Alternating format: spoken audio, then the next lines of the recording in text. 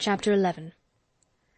Little had Mrs. Dashwood or her daughters imagined when they first came into Devonshire that so many engagements would arise to occupy their time as shortly presented themselves, or that they should have such frequent invitations and such constant visitors as to leave them little leisure for serious employment.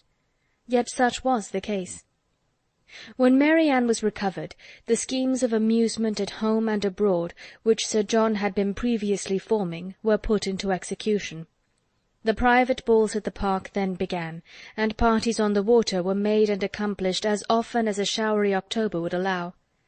In every meeting of the kind Willoughby was included, and the ease and familiarity which naturally attended these parties were exactly calculated to give increasing intimacy to his acquaintance with the Dashwoods, to afford him opportunity of witnessing the excellencies of Mary Ann, of marking his animated admiration of her, and of receiving, in her behaviour to himself, the most pointed assurance of her affection.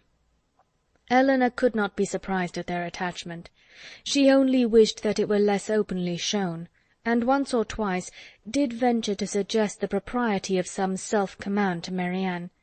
But Mary Ann abhorred all concealment where no real disgrace could attend unreserve, and to aim at the restraint of sentiments which were not in themselves illaudable appeared to her not merely an unnecessary effort, but a disgraceful subjection of reason to commonplace and mistaken notions.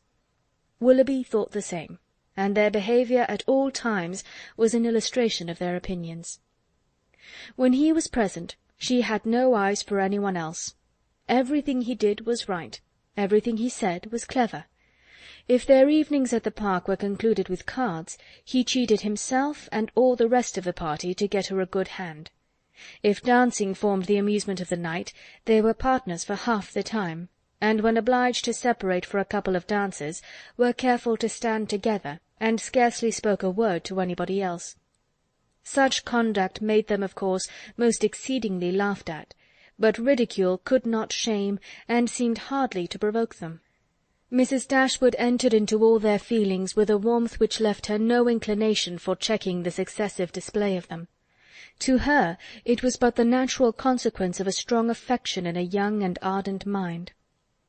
This was the season of happiness to Mary Ann. Her heart was devoted to Willoughby, and the fond attachment to Norland, which she brought with her from Sussex, was more likely to be softened than she had thought it possible before by the charms which his society bestowed on her present home. Elinor's happiness was not so great. Her heart was not so much at ease, nor her satisfaction in their amusement so pure.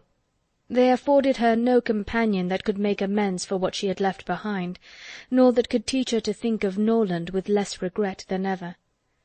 Neither Lady Middleton nor Mrs. Jennings could supply to her the conversation she missed, although the latter was an everlasting talker, and from the first had regarded her with a kindness which ensured her a large share of her discourse. She had already repeated her own history to Elinor 3 or 4 times, and had Elinor's memory been equal to her means of improvement, she might have known very early in their acquaintance all the particulars of Mr. Jennings' last illness, and what he said to his wife a few minutes before he died. Lady Middleton was more agreeable than her mother, only in being more silent. Elinor needed little observation to perceive that her reserve was a mere calmness of manner, with which sense had nothing to do. Towards her husband and mother she was the same as to them, and intimacy was therefore neither to be looked for nor desired. She had nothing to say one day that she had not said the day before. Her insipidity was invariable, for even her spirits were always the same, and though she did not oppose the parties arranged by her husband, provided everything were conducted in style, and her 2 eldest children attended her, she never appeared to receive more enjoyment from them than she might have experienced in sitting at home, and so little did her presence add to the pleasure of the others by any share in their conversation, that they were sometimes only reminded of her being amongst them by her solicitude about her troublesome boys. In Colonel Brandon alone, of all her new acquaintance, did Elinor find a person who could in any degree claim the respect of abilities, excite the interest of friendship, or give pleasure as a companion. Willoughby was out of the question. Her admiration and regard, even her sisterly regard, was all his own, but he was a lover, His attentions were wholly Mary Ann's, and a far less agreeable man might have been more generally pleasing. Colonel Brandon, unfortunately for himself, had no such encouragement to think only of Mary Ann, and in conversing with Eleanor he found the greatest consolation for the indifference of her sister. Eleanor's compassion for him increased, as she had reason to suspect that the misery of disappointed love had already been known to him. This suspicion was given by some words which accidentally dropped from him one evening at the park, when they were sitting down together by mutual consent, while the others were dancing. His eyes were fixed on Mary Ann, and after a silence of some minutes he said, with a faint smile, "Your sister, I understand, does not approve of second attachments." "No," replied Eleanor, "her opinions are all romantic." "Or rather, as I believe, she considers them impossible to exist." "I believe she does. But how she contrives it without reflecting on the character of her own father, who had himself 2 wives, I know not. A few years, however, will settle her opinions on the reasonable basis of common sense and observation, and then they may be more easy to define and to justify than they now are by anybody but herself." "This will probably be the case," he replied, "and yet there is something so amiable in the prejudices of a young mind that one is sorry to see them give way to the reception of more general opinions." "I cannot agree with you there," said Eleanor. "There are inconveniences attending such feelings as Mary Ann's, which all the charms of enthusiasm and ignorance of the world cannot atone for. Her systems have all the unfortunate tendency of setting propriety at naught, and a better acquaintance with the world is what I look forward to as her greatest possible advantage." After a short pause he resumed the conversation by saying, "Does your sister make no distinction in her objections against a second attachment, or is it equally criminal in everybody?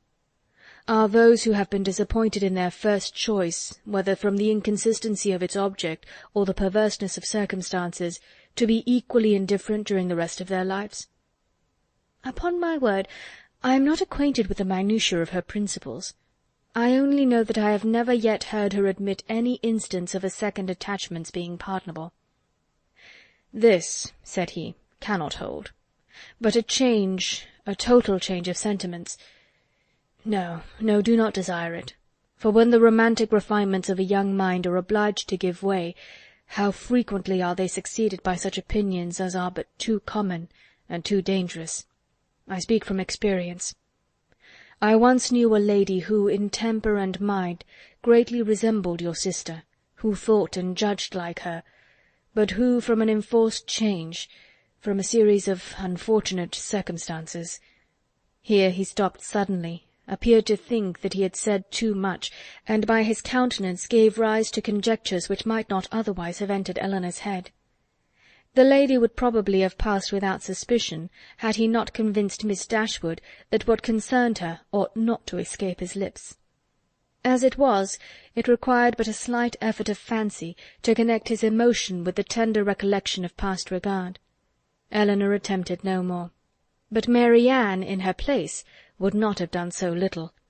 The whole story would have been speedily formed under her active imagination, and everything established in the most melancholy order of disastrous love. Chapter 11